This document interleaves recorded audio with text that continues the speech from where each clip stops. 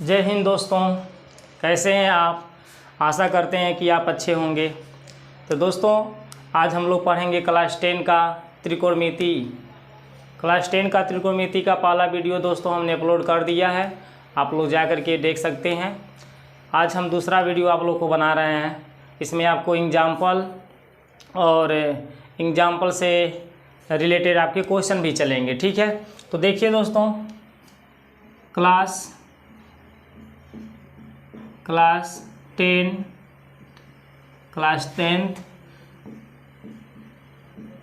त्रिगोनोमेट्री, ठीक है दोस्तों। क्लास 10 का आज हम लोग क्या पढ़ रहे हैं, त्रिगोनोमेट्री यानी त्रिकोणमिति देख रहे हैं। तो दोस्तों, इस त्रिकोणमिति के अंतर्गत हम लोग पढ़ेंगे पहले आज पाइथागोरस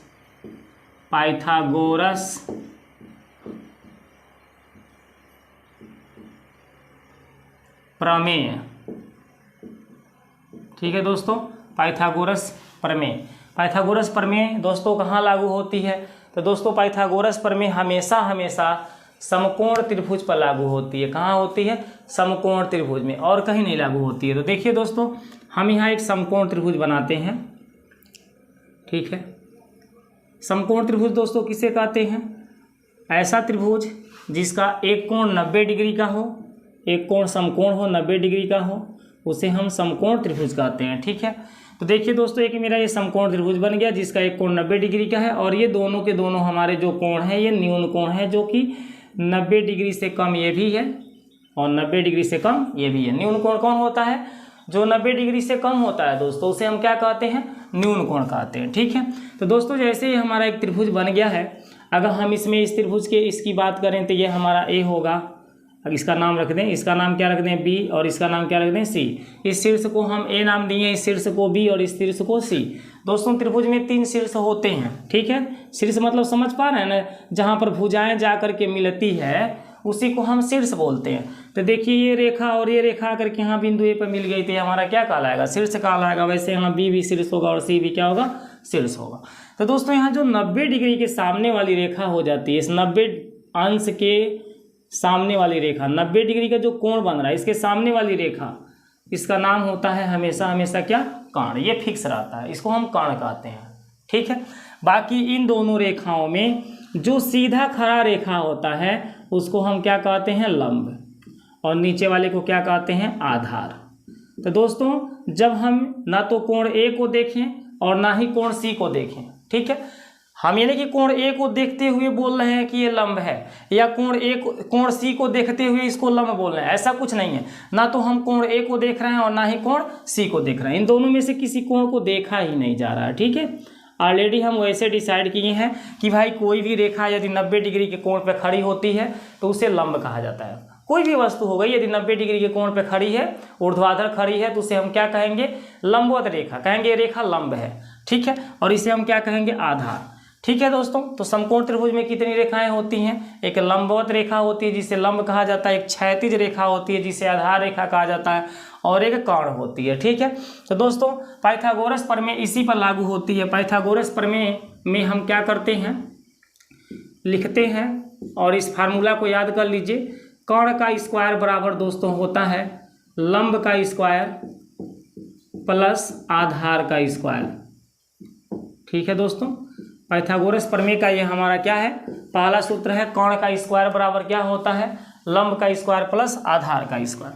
दोस्तों, अगर इसी फार्मूला को हम थोड़ा बदलना चाहें तो बदल सकते हैं। जैसे यदि लंब को हम बराबर के इधर लेकर चले आए, इस लंब को बराबर के इस साइड लेकर आए, तो इसके सामने यहाँ कौन सा चिन्ह है, प्लस छिपा हुआ है। और जब ये बराबर की इधर आएगा तो ये लंब का चिन्ह जो प्लस देख रहे हैं ये माइनस में बदल जाएगा। तो इसका जो दूसरा सूत्र बनेगा दोस्तों, वो क्या बनेगा, कर्ण का स्क्वायर, और ये लंब को हम इधर ला रहे हैं ना, तो इसका प्लस किसमें बदल जाएगा, माइनस, ठीक है दोस्तों।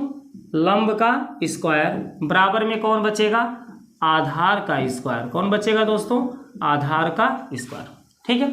तो मेरे कहने का मतलब क्या है कि जब किसी को भी ये जो बराबर का चिन्ह देख रहे हैं, कोई भी अक्षर हो, कोई भी पद हो, जब एक साइड से दूसरे साइड में हम उसको ले जाते हैं तो उनके चिन्ह क्या होते हैं, परिवर्तित हो जाते हैं, ठीक है। तो ये प्लस है तो बराबर के जब इधर आएगा तो यहाँ कौन सा चिन्ह हो जाएगा, माइनस। ये समझाने के लिए यहाँ प्लस लिखे हैं, ठीक है। दोस्तों ये दूसरा सूत्र है पाइथागोरस प्रमेय का। जब हमें आधार निकालने की ज़रूरत पड़ती हो, आधार निकालने की क्या पड़ती हो ज़रूरत, तो हम क्या करते हैं, कर्ण स्क्वायर माइनस लंब स्क्वायर लगाते हैं। तीसरा जो फार्मूला है दोस्तों, अगर जो हम यहाँ पे लंब को ना इधर ला करके आधार को हम यहाँ से इधर लावें, इस आधार को बराबर किधर ले आवें, तो यहाँ कौन बच जाएगा, लंब बच जाएगा। ठीक है दोस्तों, तो जो तीसरा फार्मूला हमारा बनती है वो होती है कर्ण का स्क्वायर माइनस आधार का स्क्वायर बराबर लंब का स्क्वायर, बराबर क्या होता है, लंब का स्क्वायर।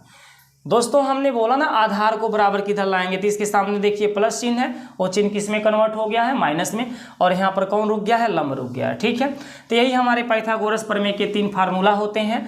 अगर कर्ण हमें निकालना है तो हम पाइथागोरस प्रमेय क्या लगाएंगे, कर्ण स्क्वायर बराबर लंब स्क्वायर प्लस आधार स्क्वायर। अगर हमें आधार का स्क्वायर पता करना है तो आधार निकालने के लिए हम कर्ण स्क्वायर माइनस लंब स्क्वायर लगाएंगे। अगर हमें लंब पता करना है तो लंब के स्क्वायर बराबर कर्ण स्क्वायर माइनस आधार स्क्वायर लगाएंगे। ठीक है दोस्तों, जैसे दोस्तों एक हम त्रिभुज और लेते हैं, समकोण त्रिभुज एक और लेते हैं। एक यहाँ मान लीजिए समकोण त्रिभुज हमने ले लिया, देखिए मैंने एक यहाँ समकोण त्रिभुज बना दिया, यहाँ पे 90 डिग्री का मान लीजिए कोण है। ठीक है दोस्तों इसके नाम रख दीजिए, इस त्रिभुज का शीर्ष का नाम ए है, इस शीर्ष का नाम बी और इसका नाम क्या है, सी। मान लीजिए ये जो लंबवत रेखा है ये हमारा 3 सेमी का है, और ये जो क्षैतिज रेखा जिसे आधार रेखा कहते हैं ये 4 सेमी का है, और ये जो कर्ण वाली रेखा है जिसे हम टेढ़ा सा देख रहे हैं सी ये रेखा, ये 90 डिग्री के सामने वाली रेखा है ना, तो इसको हम क्या कहेंगे, कर्ण बोलेंगे। ठीक है, ये रेखा की लंबाई हमको पता नहीं है तो हम क्या करेंगे, ये सूत्र 1 का प्रयोग करके, जो सूत्र आप 1 देख रहे हैं, हमें कर्ण नहीं पता है ना, इस रेखा को तो लंब रेखा कहेंगे, इसको क्या कहेंगे, आधार बोलेंगे, लेकिन इसको क्या कहेंगे, कर्ण कहेंगे। तो हमें कर्ण की लंबाई नहीं पता है तो हम क्या करेंगे दोस्तों, ये पहला सूत्र का प्रयोग करेंगे। कौन सा सूत्र प्रयोग करेंगे, पहला, क्योंकि इसमें देखिए कर्ण निकालने के लिए फार्मूला लिखा गया है कि कर्ण स्क्वायर बराबर क्या होता है, लंब स्क्वायर प्लस आधार स्क्वायर। तो दोस्तों हम इस क्वेश्चन को जब सॉल्व करेंगे, हल करेंगे, तो यहाँ लिखेंगे हल में क्या लिखेंगे, समकोण त्रिभुज ABC में पाइथागोरस प्रमेय से, किस सूत्र से दोस्तों, पाइथागोरस प्रमेय से। ठीक है दोस्तों, तो पाइथागोरस प्रमेय क्या होती है दोस्तों, तो हमने कहा कर्ण निकालना है तो पहला सूत्र लगा लीजिएगा कि कर्ण का स्क्वायर बराबर हो जाता है लंब का स्क्वायर प्लस आधार का स्क्वायर। ठीक है दोस्तों, हमें कर्ण निकालना है तो कर्ण निकालने के लिए ये फार्मूला हम लगाएंगे पहला नंबर का, कर्ण स्क्वायर बराबर क्या होता है, लंब स्क्वायर प्लस आधार स्क्वायर। अब दोस्तों देखिए जो कर्ण रेखा है इसका नाम CA है, तो हम यहाँ पे क्या लिख देंगे, CA, कर्ण की जगह CA और उस पर लगा देंगे स्क्वायर। लंब देखिए, लंब इसमें कौन सी रेखा है दोस्तों, BC रेखा है, तो आप यहाँ लिख दीजिएगा BC और उस पर स्क्वायर, प्लस आधार देखेंगे तो आप AB बोलिए या BA रेखा बोलिए, इसी को आधार कहा जाएगा। इस त्रिभुज से इसकी तुलना करा करके समझ लीजिएगा कि लंब कौन सा है, आधार कौन सा है, कर्ण कौन सा है, क्योंकि सेम दोनों के दोनों ये समरूप त्रिभुज हैं। ठीक है, तो दोस्तों इसमें आधार कौन सा रेखा होगा, AB होगा, तो हम AB का स्क्वायर कर लेंगे। ठीक है दोस्तों, आगे देखिए इसी को यहाँ पर नीचे थोड़ा सा और देख लीजिए, CA की वैल्यू हम देखेंगे, पता है नहीं पता है, तो CA को ऐसे ही लिखेंगे।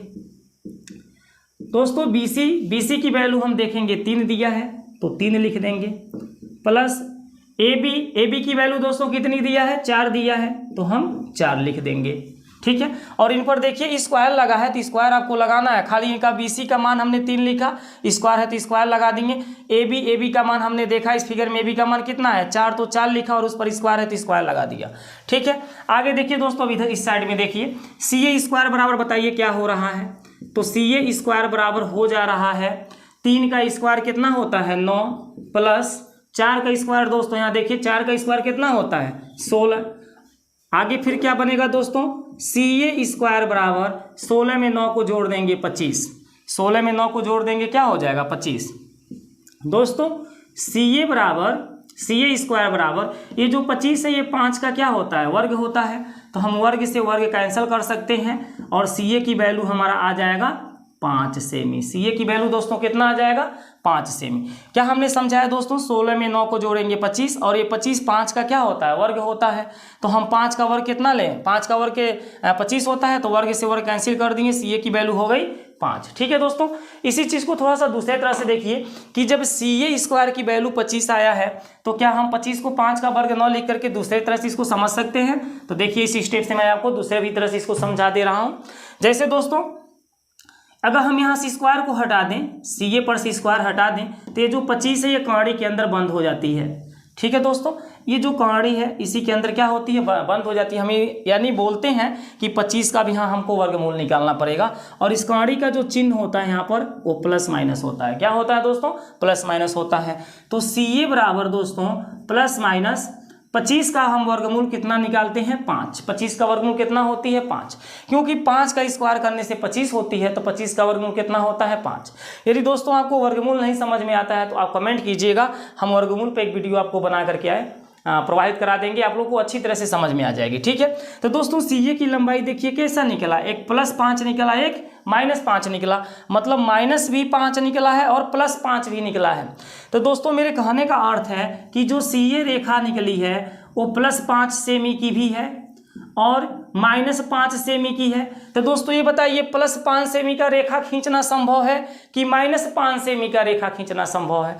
तो दोस्तों ये जो -5 सेमी का रेखा देखने के लिए दिख रहा है -5, दोस्तों ये 0 से छोटा होता है। जो माइनस चिन्ह होते हैं, निगेटिव नंबर होते हैं, वो निगेटिव नंबर 0 से छोटे होते हैं, यानी माइनस वाले कोई भी संख्या की रेखाएं हम खींच नहीं सकते हैं। यानी -5 सेमी लंबा रेखा हम कभी खींच नहीं सकते हैं, ये हम खींच नहीं सकते हैं। तो CA की लंबाई हम -5 सेमी न मान करके क्या मानेंगे, +5 सेमी मानेंगे। और दोस्तों इसके सामने प्लस का चिन्ह हम छिपा रहता, आपको पता है, यहाँ लिखते नहीं है, क्योंकि जब कोई सिंगल नंबर हो और उसके सामने कोई चिन्ह ना हो तो वहाँ प्लस ऑलरेडी छिपा रहता है, तो यहाँ प्लस लिखने की ज़रूरत नहीं है। इस CA रेखा की लंबाई कितनी हो जाएगी, 5 सेमी हो जाएगी। ठीक है दोस्तों, तो आपने देखा कि इस त्रिभुज के अंतर्गत हमें लंब पता था, आधार पता था, लेकिन कर्ण नहीं पता था। तो हमने पाइथागोरस प्रमेय 1 का प्रयोग करके आपको कर्ण निकाल करके दिखाया। दोस्तों इसी तरह से इन तीनों में से कोई 2 पता हो, मान लीजिए आधार और कर्ण पता हो, हमें लंब न पता हो, तो आप इस सूत्र को प्रयोग कर लीजिएगा, 3 नंबर वाले सूत्र को प्रयोग कर लीजिएगा, इससे हमारा लंब निकल जाएगा। ठीक है, अगर जो मान लीजिए हमको लंब और कर्ण पता हो, आधार न पता हो, तो ये 2 नंबर का जो सूत्र है इसका प्रयोग करके आप क्या कर सकते हैं, आधार निकाल सकते हैं। ठीक है, तो यही हमारा होता है पाइथागोरस प्रमेय। ये तीनों के तीनों आपको समझ में आ गई, तीनों फार्मूला को याद कर लीजिए, कर्ण स्क्वायर बराबर लंब स्क्वायर प्लस आधार स्क्वायर। और ये हमारा पाइथागोरस प्रमेय का हेड यही फार्मूला होता है, ये मेन फार्मूला होता है। इसी फार्मूला के द्वारा पक्षांतर करके इन दोनों फार्मूला को बनाया गया है। ठीक है दोस्तों, और पाइथागोरस प्रमेय कहाँ लागू होती है, केवल समकोण त्रिभुज के अंतर्गत लागू होती है। ठीक है दोस्तों, चलिए आगे दोस्तों, अब इससे रिलेटेड हम लोग एग्जाम्पल देखेंगे। क्या देखेंगे, एग्जाम्पल।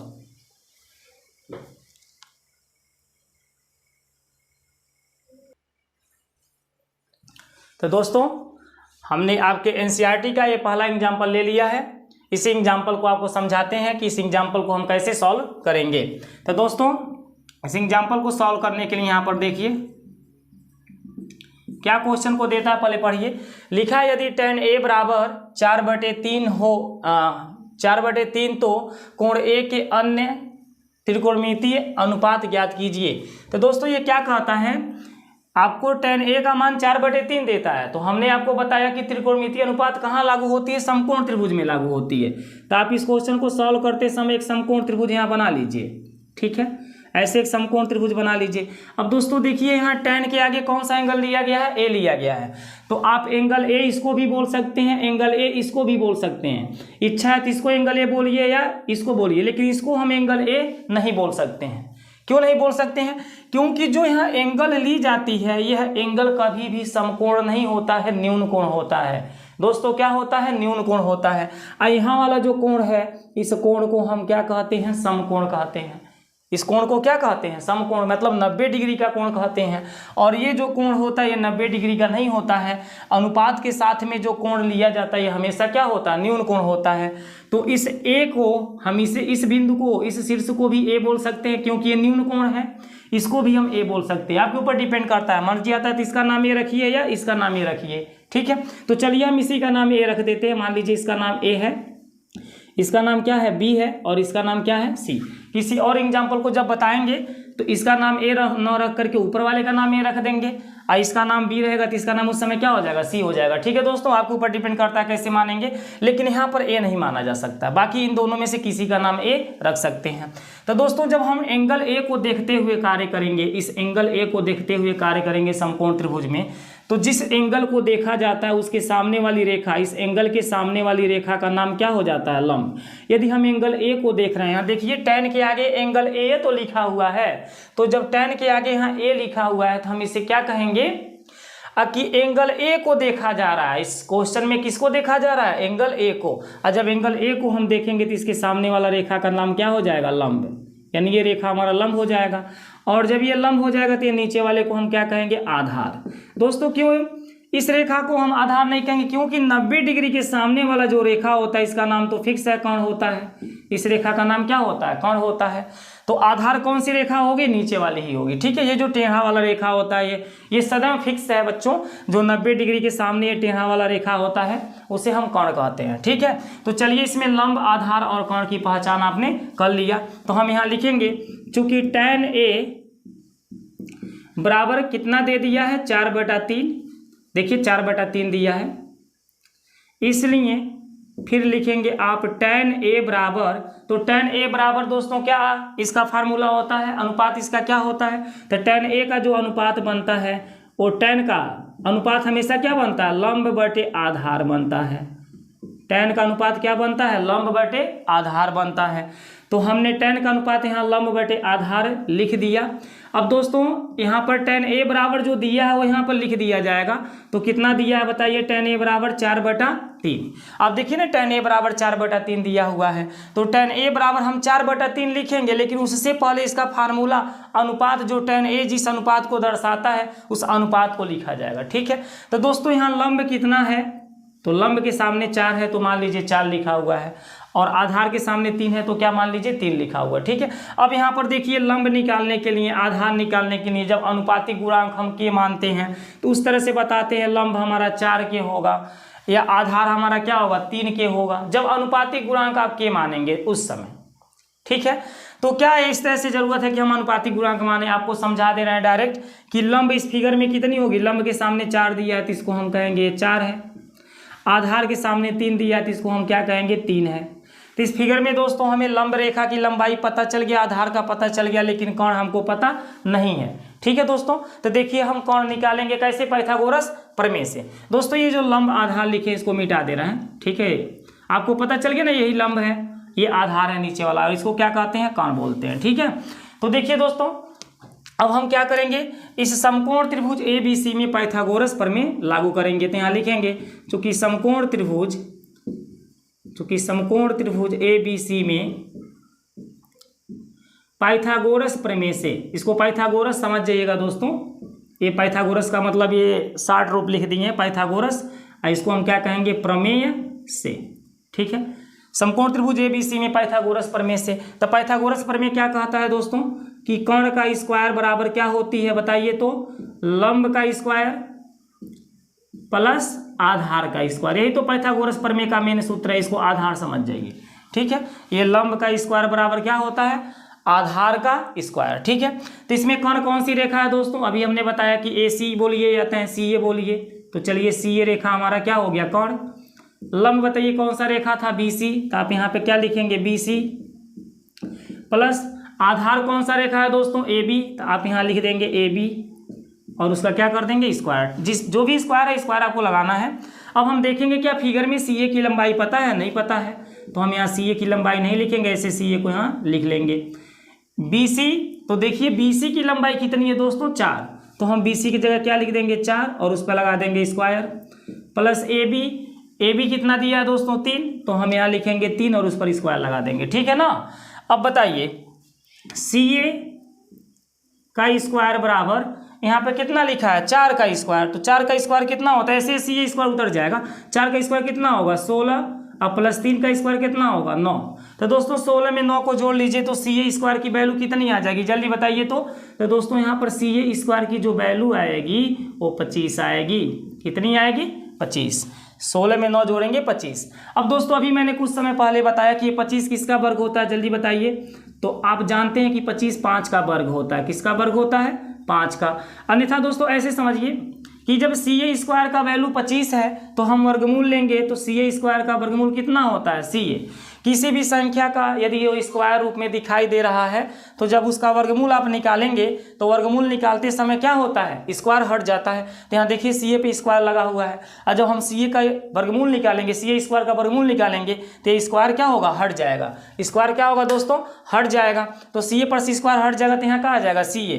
और 25 का वर्गमूल अभी हमने बताया कि ±5 होती है। क्या होती है, ±5। लेकिन हम यहाँ पर खाली 5 लिखेंगे, +-5 को नहीं लिखेंगे। क्यों नहीं लिखेंगे, क्योंकि भाई एक कण एक रेखा है, इसकी लंबाई -5 नहीं हो सकती है, प्लस से होगी। ठीक है, तो CA की लंबाई मैंने क्या पा गया, 5 पा गया। ठीक है दोस्तों, इस तरह से हमने देखिए CA की लंबाई प्राप्त कर लिया। किस सूत्र के द्वारा, पाइथागोरस प्रमेय के द्वारा। समकोण त्रिभुज में कौन सा फार्मूला लगाए हैं, पाइथागोरस प्रमेय लगाए हैं। ठीक है दोस्तों, अब देखिए आगे इस क्वेश्चन को हम कैसे सॉल्व करेंगे। इस क्वेश्चन में कहा है कि यदि tan A बराबर 4/3 तो कोण A के अन्य त्रिकोणमितीय अनुपात ज्ञात कीजिए। दोस्तों tan A के अलावा और भी तो त्रिकोणमितीय अनुपात होते हैं, उन सब के मान बताना है हमको। तो देखिए इसमें थोड़ा हम मिटा देते हैं इसको, जो अभी समझाए हैं। अगर जो आप लिखना चाहते हैं तो वीडियो को पॉज करके इसको लिख लीजिएगा। आगे देखिए दोस्तों,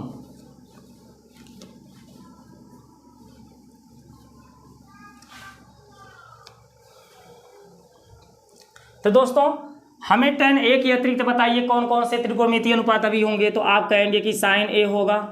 कौन होगा बताइए, sin A होगा। ठीक है, sin A होगा। हमें एंगल A को ही लेके चलना है, क्योंकि यहाँ एंगल A लिया गया तो उसी को लेके चलेंगे। sin A होगा। और बताइए कौन होगा, cos A होगा। ठीक है ना, और कौन होगा बताइए, cot होगा, cot A। और बताइए कौन सा अनुपात होगा, sec A होगा। और इसके बाद कौन सा होगा दोस्तों, cosec A होगा। कौन होगा, cosec A होगा। तो दोस्तों टोटल त्रिकोणमितीय अनुपात मुख्य रूप से 3 होते हैं और 3 इनके व्युत्क्रम होते हैं। टोटल मिला के 6 हो जाते हैं। 6 में से आपको tan A का मान दे दिया था, तो कितने बच गए, 1 2 3 4 5। 6 में से हमारे 5 बच गए। इन्हीं 5 का मान आपसे पूछ रहा है। ठीक है, जब भी कहेगा किसी यहाँ पे sin A का मान अगर जो दे देता है, अन्य का नाम पूछेगा तो sin A को छोड़ दीजिए, बाकी 6 में से 5 को निकाल के दिखा दीजिए। तो यहाँ tan A का मान दे दिया है, तो tan A को यहाँ पर हम नहीं निकालेंगे, क्योंकि tan A का मान खुद ही दे दिया है। आपसे अन्य जो त्रिकोणमितीय अनुपात बचे हैं इस tan के अतिरिक्त इनका मान आपसे बोल रहा है निकालने के लिए क्वेश्चन में। ठीक है, तो दोस्तों हम sin A का यहाँ फार्मूला लिखेंगे। sin A बराबर क्या हो जाएगा, लंब बटा कोण। क्या हो जाएगा बताइए, तो लंब बटा कोण हो जाएगा। ठीक है, ये sin A का फार्मूला होता है, लंब बटे कोण। ठीक है, एंगल A को ना देखा जाए, हम एंगल A को यहाँ न रहे, यहाँ पर कोई भी एंगल रहे, लेकिन हम साइन का फार्मूला लंब बटे कोण ही जानते हैं। साइन किस अनुपात को दर्शाता है, लंब बटे कोण को। यानी कि इसके अगवा A दिया इसीलिए लंब बटे कोण हो जाए, ऐसा कुछ नहीं है। इसके आगे A रहे, B रहे, C रहे, D रहे, कुछ भी रहे, पाई रहे, थीटा रहे, कुछ भी मतलब यहाँ फाई रहे, थीटा रहे, उससे मतलब नहीं होता। हमारा अनुपात यहाँ साइन जो है ये लंब बटे कोण को ही दर्शाता है। ठीक है, तो दोस्तों इसमें बताइए लंब की वैल्यू कितनी है। तो आप कहेंगे लंब तो BC रेखा है, तो आप यहाँ BC लिखिए। अब कोण कौन सी रेखा है, AC है, तो यहाँ AC लिखिए। अब दोस्तों BC की लंबाई कितनी है, 4, और AC की लंबाई अभी कुछ ही समय पहले हमने क्या निकाल लिया है, 5। तो दोस्तों साइन A का यही हमारा हो जाता है मान। ठीक है, अब हम चलते हैं कास A का। तो दोस्तों कास किस अनुपात को दर्शाता है, आप लोग को याद करवाने के लिए हमने लिखवा दिया है कि कास हमारा आधार बटे कोण को दर्शाता है। कास किसको दर्शाता है, आधार बटे कोण को। अब देखिए दोस्तों आधार कौन सा रेखा होगा, तो अभी हमने कुछ समय पहले इस फिगर में आपको बता दिया था कि ये लंब होता है। ये क्या होता है, लंब होता है, ये आधार होता है, और ये क्या होता है, कोण होता है। अभी कुछ समय पहले हमने आपको बताया था, फिर बाद में मैंने मिटा दिया था। देखिए तो आधार कौन सी रेखा होगी, AB होगी। और दोस्तों कोण कौन सी रेखा होगी बताइए, AC होगी या CA बोल दीजिए। ठीक है, इसको AC भी बोल सकते हैं, CA भी बोल सकते हैं। तो दोस्तों अब बताइए AB की वैल्यू कितनी है, AB की वैल्यू जल्दी बताइए कितनी है। तो आप देखेंगे AB की वैल्यू यहाँ 3 दिया हुआ है, और BC की वैल्यू पूछा जाए तो BC की वैल्यू 4 दिया हुआ है। तो इस तरह से CA की वैल्यू हमें चाहिए ना, CA की वैल्यू, तो CA की वैल्यू कितना है 5 है, तो यहाँ हम 5 लिख देंगे। ठीक है, तो ये हमारा कास A का वैल्यू हो जाएगा 3/5। आगे देखिए कॉट A। ठीक है, कॉट A बराबर यानी कॉट किस अनुपात को दर्शाता है, तो आधार बटे लंब को दर्शाता है। किसको दर्शाता है, आधार बटे लंब को। तो आप यहाँ लिखेंगे आधार बटे लंब। अब दोस्तों आधार इस फिगर में कौन सा रेखा बनेगा बताइए, तो AB रेखा बनेगा, तो आप AB लिखिएगा। लंब कौन सा रेखा बनेगा, BC, तो यहाँ BC लिखिएगा। अब दोस्तों AB की लंबाई कितना दिया हुआ है 3 और BC की लंबाई कितना दिया हुआ है 4। तो इस तरह से 3/4 हमारा क्या हो गया, इसका आंसर हो गया। अब चलिए सेक A का फार्मूला बताइए। सेक A का फार्मूला क्या होता है, कोण बटे आधार। सेक A किस अनुपात को दर्शाता है, कोण बटे आधार को दर्शाता है। ठीक है, ये आपको दोस्तों याद करना पड़ेगा। अगर ये जो 3 मुख्य हमारे अनुपात हैं साइन का स्टैंड, उन तीनों को याद करेंगे तो इनके विपरीत जो होते हैं इनके द्वारा याद हो जाता है। तो सेक A क्या होता है, कोण बटे आधार होता है। बताइए कौन कौन सी रेखा है इसमें, तो कौन इसमें दोस्तों CA रेखा है या AC रेखा है, ऐसे बोल सकते हैं। तो हम कौन की जगह AC लिख देंगे। आधार कौन सी रेखा है, BA बोलिए या AB बोलिए। ठीक है, अब बताइए AC की वैल्यू कितनी दी हुई है 5 और AB की वैल्यू कितना दी हुआ है 3, है ना। AB का वैल्यू 3 दिया हुआ है, तो यहाँ 5 बटे का हो जाएगा 3। ये हमारा सेक का हो गया। अब लास्ट अनुपात आपका कोसेक बच गया है। तो कोसेक का फार्मूला दोस्तों क्या होगा, कोण बटे लंब होगा, क्योंकि ये साइन का उल्टा होता है। किसका उल्टा होता है, साइन का उल्टा अनुपात कोसेक होता है। तो साइन जिस फार्मूला को दर्शाएगा उसी का उल्टा ये फार्मूला दर्शाएगा। साइन लंब बटे कोण को दर्शाया था, तो कोण बटे लंब को दर्शाएगा। आपको पहले ही समझा चुके हैं, आप वीडियो को देख लीजिएगा। ठीक है, आगे वाली वीडियो जो पहली है। तो दोस्तों कोण इसमें कौन सा रेखा होगा जल्दी बताइए। तो AC रेखा को कौन बोलेंगे, बटे लंब कौन सा रेखा होगा दोस्तों, BC रेखा को बोलेंगे। अब बताइए AC की वैल्यू कितना दिया हुआ है, AC का वैल्यू दोस्तों 5 दिया हुआ है और BC की वैल्यू कितना दिया हुआ है 4। तो यहाँ हम 5/4 को क्या कहेंगे, आंसर। ठीक है, ये हमारा आंसर हो जाएगा कोसेक A का मान। तो दोस्तों हम आपको ये बताना चाहते हैं कि जब भी यहाँ पर किसी भी अनुपात का मान यहाँ दे दिया हो, साइन का दिया हो, कास का दिया हो, टैन, कॉट, सेक, कोसेक, इन 6 में से किसी का भी दे दिया हो और आपसे शेष का मान पूछे तो उनको छोड़ के बाकी का निकालना होता है। और दोस्तों अनुपात को दिखाने के लिए जैसे मान लीजिए अभी हमने कहा कि टैन A का फार्मूला क्या होता है, टैन A का फार्मूला हो जाएगा लंब बटे आधार। लंब बटे क्या हो जाएगा बताइए, आधार। और टैन A का मान 4 बटे कितना दे दिया है, 3 दे दिया है। यहाँ 4 बटे कितना दे दिया है, 3 दे दिया है। तो दोस्तों जब इसको हल करेंगे तो लंब हम 4 बोले, लंब के सामने 4 है तो 4 मान लीजिए, लेकिन अनुपात हम मानते हैं कि अनुपात के इक्वल क्या है, अनुपातिक गुणांक। जैसे इसको अगर हम बोले तो अनुपातिक गुणांक यहाँ के मान लिया जाता है। तो लंब हमारा क्या हो जाएगा बताइए, जब अनुपातिक गुणांक के हो तो लंब हमारा कितना हो जाएगा, 4 के हो जाएगा। आधार हमारा कितना हो जाएगा, तो आधार हमारा कितना हो जाएगा, 3 के हो जाएगा। ठीक है, ये अनुपातिक गुणांक जब के मान कर चलेंगे तब लंब हमारा 4 के, आधार हमारा क्या होगा 3 के। फिर पाइथागोरस प्रमेय से जब निकालेंगे तो पाइथागोरस प्रमेय से आपको कोण क्या मिलेगा, 5 के मिलेगा। ठीक है, पाइथागोरस प्रमेय निकाल कर देखिएगा, कोण क्या मिलेगा इसका, 5 के मिलेगा। अब इस तरह से आप जब साइन A का मान निकालेंगे तो साइन A बराबर क्या लिखेंगे, लंब बटा कोण। लंब बटा का लिखेंगे, कोण। तो दोस्तों लंब है क्या, तो अभी आपको बताया गया कि लंब हमारा इसमें क्या था, 4 था। तो हम यहाँ पे 4 न लिख के 4 के लिखेंगे। ठीक है, अब कोण हम कितना लिखेंगे, 5 के।